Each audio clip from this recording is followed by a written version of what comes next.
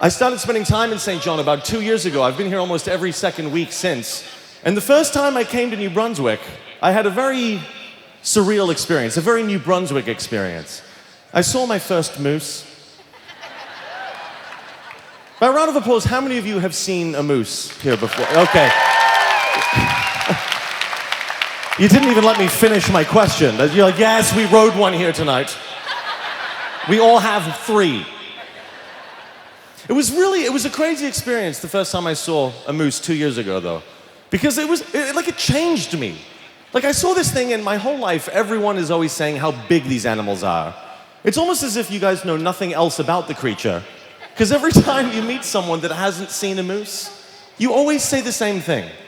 You're like, oh, dude, you haven't seen a moose? They're really big. That's all you know about them. I saw this thing, it came out of the woods, everything, like my life changed, I haven't slept the same since. I'm gay now, I was straight before I saw it. It really messed me up. I was driving down the highway, this thing came out of the woods. They're the manliest thing I've ever seen in my entire life. The epitome of testosterone. They have triceps, for Christ's sake.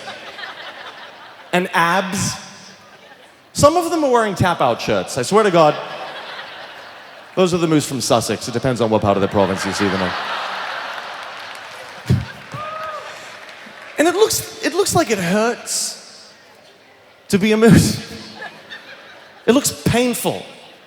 It looks like someone injected their face with testosterone, and they're now exploding out of themselves, just like there's like an eye on the side of the head, like it's all crooked like a Picasso, it's spilling out of itself. There's that second face, that hairy lump on the throat, because there was no more room on the top face. Just full of, and the nose of an 80-year-old alcoholic. Just, and these tiny little legs, they're top heavy. And this thing came out of the woods. My whole world went into slow motion. It came out, it just, huge dick.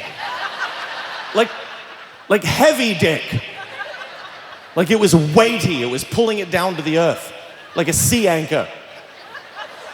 And I feel like because their legs are so skinny, that their balance is dependent on the opposite swing of the dick, like a pendulum. A pendulum.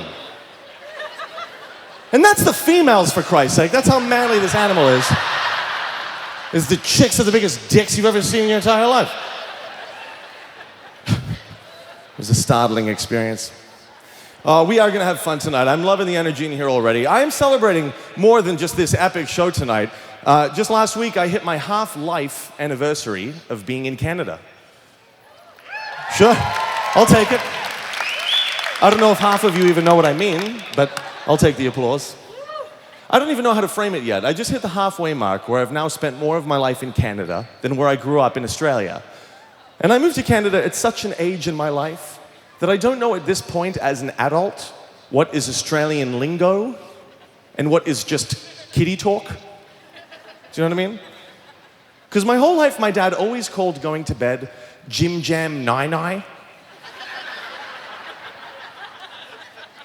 And I'm not sure at this point as a grown-up if that's an actual Australian term for going to bed, or if that's just what he said to me because I was a kid.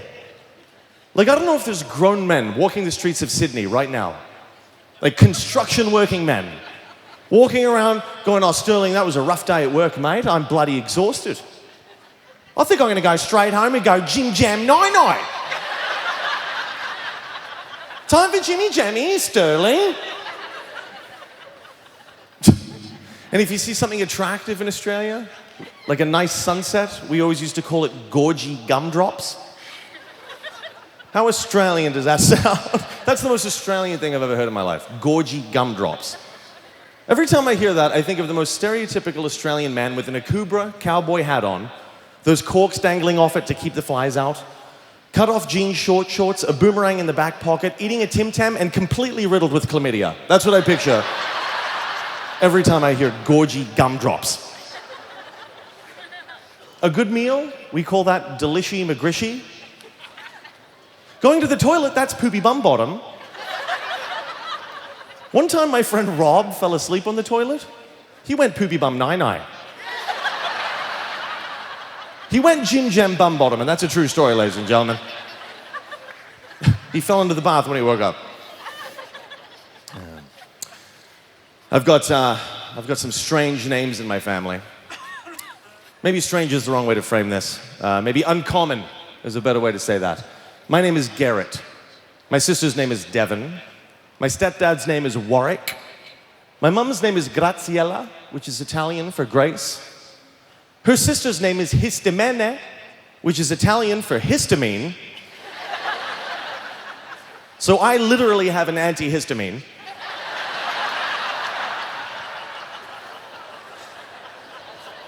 Her husband, my uncle, his name is William Fatigue. And he served in the, that's not the funny part, fuck you. Whoever laughed at my uncle's name.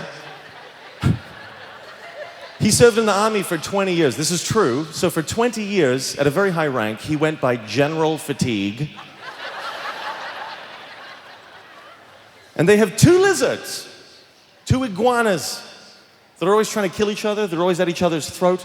So look, St. John, what I'm getting at here is that when you put an antihistamine together with General Fatigue,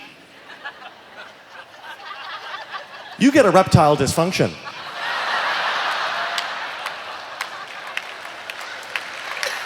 That's right, that's what that deserves.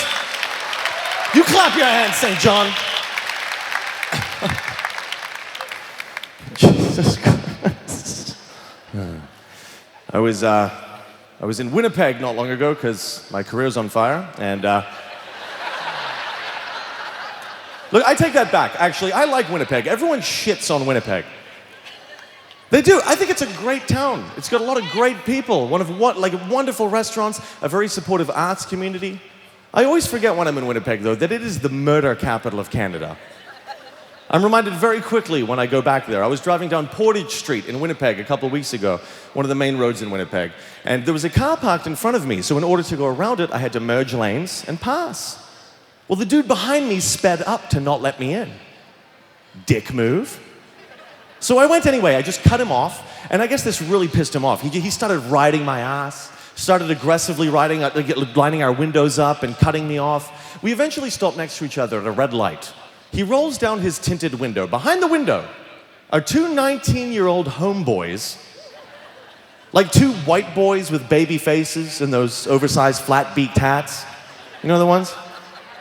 Anyway, they didn't say anything to me. They just gave me a look, thinking that would intimidate me. I think they thought they were in a movie or something. But they just looked at me, and it was really fun. They gave me a glare. They rolled down the window, and they just went. And it was funny to me. I laughed at them, and I don't know what got into me. I didn't premeditate this. I had never thought about this beforehand in any way, shape, or form. But this is what came out of me in this moment when I looked at these boys. I just looked at them, and I went,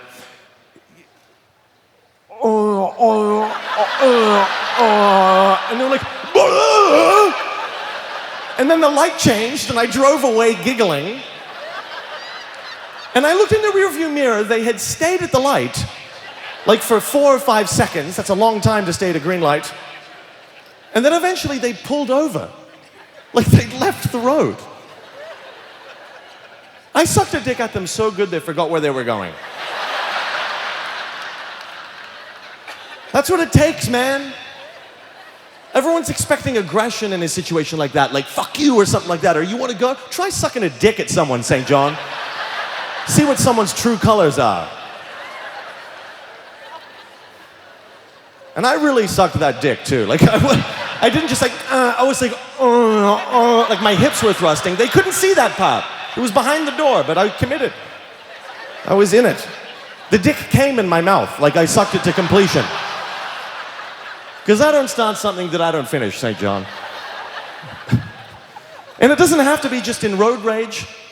Anywhere in life. Next time you're at Sobeys during rush hour and the lineup is too long, go stand in the line for a good 10 seconds and then just look at everyone else in the line and just, People will be like, holy shit, man, take my spot. I'll go into the next line.